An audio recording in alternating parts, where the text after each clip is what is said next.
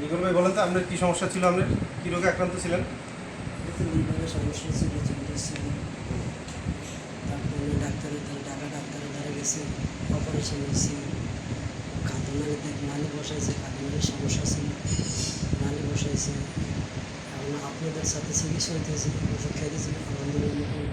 এই যে এই হলো আমাদের ইকবাল ভাই, ঠিক আছে? ইকবাল ভাই হলো ওই যে জন্ডিস অনেক বেশি হয়ে গেছিলো, তারপরে লিভারের সমস্যা হয়েছে, লিভার সিরোসিস দেখা দিছে, খাবার একবারই খাইতে পারতো না। ডাক্তার কী করছে, যে খাবারের জন্য একটা বাইপাস নল লাগিয়ে দিচ্ছে। প্রথমে একটা টিউব লাগাইছিল, টিউবে কাজ হয় না বিধায় পরে আবার অপারেশন করে নল লাগিয়ে দিয়েছে। এই যে অপারেশনটা আছে, এই যে অপারেশন করে পরে নল লাগিয়ে দিচ্ছে।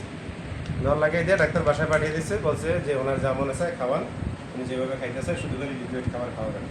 তারপরে আমার ডিস্ট্রিবিউটর ইব্রাহিম সাহেব, ওনার মাধ্যমে আমি খবর পেয়ে ওনাকে প্রথম আমরা দিয়েছিলাম এই এনএডি প্লাস আর ডিটক্সটা দিয়েছিলাম, আদা সাসের ডিটক্স 1 কাপ পানির ভিতরে এই সপ্তাহে 3 দিন, আর সাথে দিয়েছিলাম এনএডি প্লাস।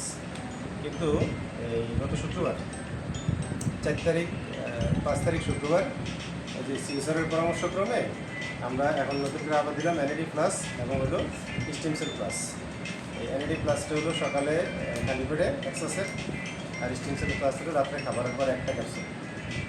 এর আগে উনি এই যে ওষুধ খাইতেছে, যে দেখেন আমি এই যে একটা দিয়েছিলাম এনএডি প্লাস 17 সাসেট খাইছে, আর 3 সাসেট এখনও আছে। আমরা প্রথম যেদিন আসছিলাম উনি কিন্তু শো অবস্থায় ছিল, আলহামদুলিল্লাহ এখন একটা হাঁটাচলা করতে পারে, আগের থেকে উনি ভালো ফিল করতে আছে এবং উনি কিন্তু একটু কোরবানির মাংস খাইছে। এখন ওষুধ চলতে আছে, ইনশাল্লাহ পরবর্তী আপডেট আপনার পরবর্তী ভিডিওতে জানাবো। ধন্যবাদ।